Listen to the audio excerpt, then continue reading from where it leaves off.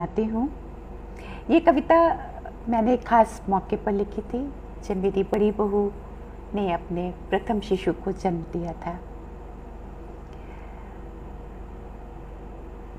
जब उसने पहली बार अपने शिशु को अपनी छाती से लगाया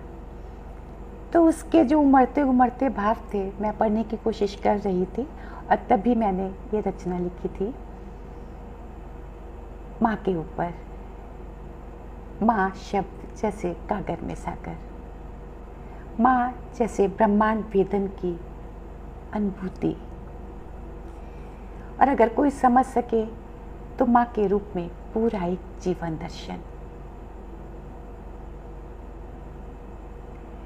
मैं ये कविता आज भी अपनी बहू मेघना को समर्पित करते हुए आपके समक्ष रखती हूँ कि जीवन के कुछ अनखुले पन्ने,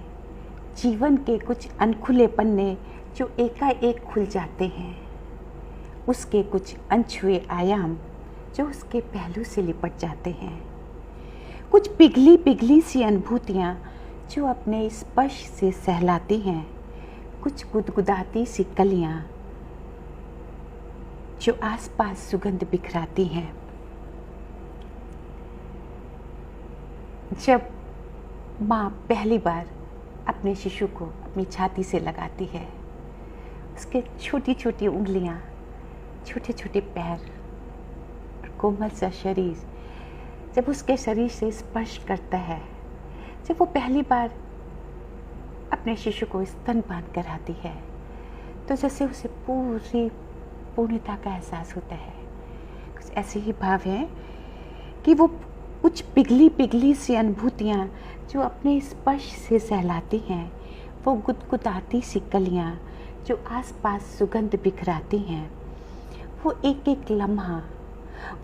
लम्हा जो ममता की पंखुड़ी खिलाता है, वो सहज सुहाना सपना जो आंचल की ओट में लिखा जाता है, वो सहज सुहाना सपना जो आंचल की ओट में लिखा जाता है, वो और कोई क्या जाने, उसे तो बस माँ कहा जाता है, उसे तो बस माँ कहा जाता है।